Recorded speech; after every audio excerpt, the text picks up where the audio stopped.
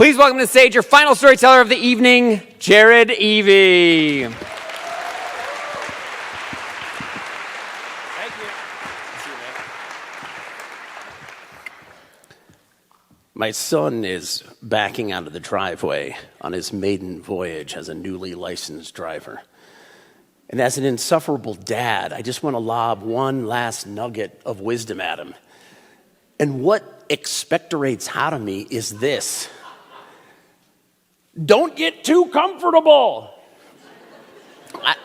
My wife is there, and she's like, is that what we're going with? Is that?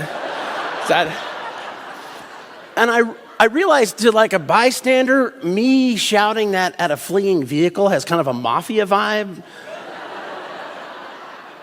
You know, how are the Iwis? I don't know. We saw the dad threatening the kid in the street. He said, and it hits me where that's coming from. It's me, but 16-year-old me, who has fallen prey to the stupors of comfort and is capsized in his 1984 Subaru GL. Oh, that car was awesome. You know that Subaru Blue that just says Colorado? And it had power windows that kids would just sit in my car and operate those things. And AM/FM cassette with auto reverse, so you need not reach to the radio and flip over Tom Petty. And it was awesome. My sister and I were bus riders, and the round trip was like an hour and a half. And this Subaru, we could cut that time to 40 minutes. And we got way too comfortable. She would do her homework in the passenger seat, which is excusable, and I would drive while trying to eat breakfast. So you see where this is going. And one morning, we round the Three Rivers Ranch turn. It's a dangerous one, but then you get on a straightaway, and it's an awesome vista. It's this straight highway that goes straight to the sky. The mountains are beautiful. On this particular day, this Craig radio station that we normally couldn't get is full frequency with Mariah Carey just wailing away on her hit Fantasy.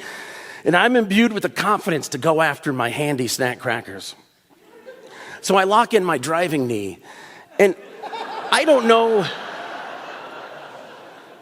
if you remember handy snacks, but Lunchables can walk because they crawled. And you got two compartments. You got one compartment with 4 crackers, and then another compartment is like a cavity of cheese. And the kit comes standard with a kind of a spackle blade. And I had this ritual where I would just put a little bit on the first 3 crackers and then the rest of it on the 4th. Who deserves a little gift? And on this day, I'm like, oh no, I'm going full cheese on the 4th. So I unceremoniously devour the first 3 without the paste. And then, while checking the road, maintaining a steady keel with my knee, I go in with the spackle sword and I carve it out.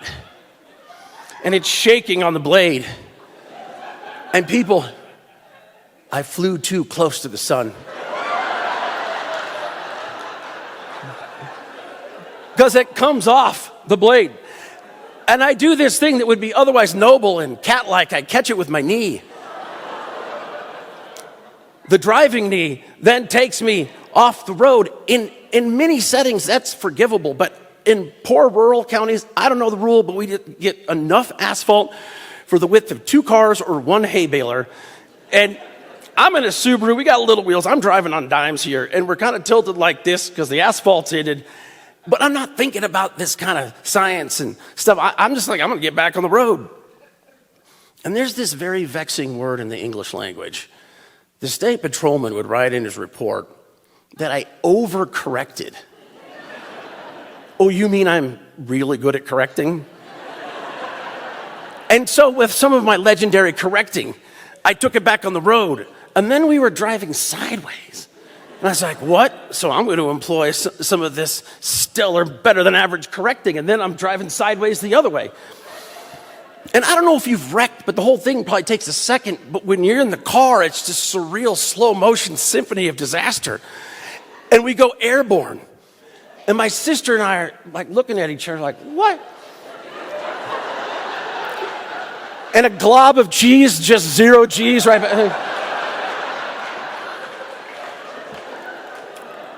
And we hit the first time, and I still don't know what's going on. The windshield just evacuates. And I remember honestly thinking, that's going to be hard to fix. And it's quiet again before we land again in a pasture. And I don't know, Subaru, if you want to put this as a benefit or a selling point, but you can jump a barbed wire fence in certain conditions. And we land in the field, and there's cows. No cows were injured. I don't even know how I got out of the car. I'm just nuts. I'm adrenaline. I'm shocked. The cows, they look at me, and they can express indignation. One looked at me and was like, bro, you don't kill us until we get to Greeley. And then suddenly, it's like 99 Cents Dances with Wolves. I'm just running with cows. I don't know. I am stirred, I am shaken, and I cover my face, and then I look at the car, and it's real. I'm like, oh God, my car. And then I hear something far more important. My sister. Jared? I'm like, what am I gonna go back to? And I go over there, and she's fine. She's just suspended in air by the seatbelt, like a trapeze artist waiting for a partner to catch her. And so I do this kind of panic brotherly thing where I just release it and she falls onto the ceiling. The only injury that day was her being cut by the glass on the ceiling. And then we just started walking to school. It's like, we had 12 miles, and at 20 minutes a mile, we would be a little late. And the funny thing is, the first car that came by to get us was the DA who would represent the state against the charges against me for the driving of being really good at correcting. And I was like nervous and excited, and I told him the whole story, and he was like, that's great, but maybe don't talk so much about the cheese. Like this. And that's where I was in my mind as an older Jared in my driveway, realizing that what 16-year-old me had said to my 16-year-old son was the most comforting thing I could say. Thank you. Have a good night.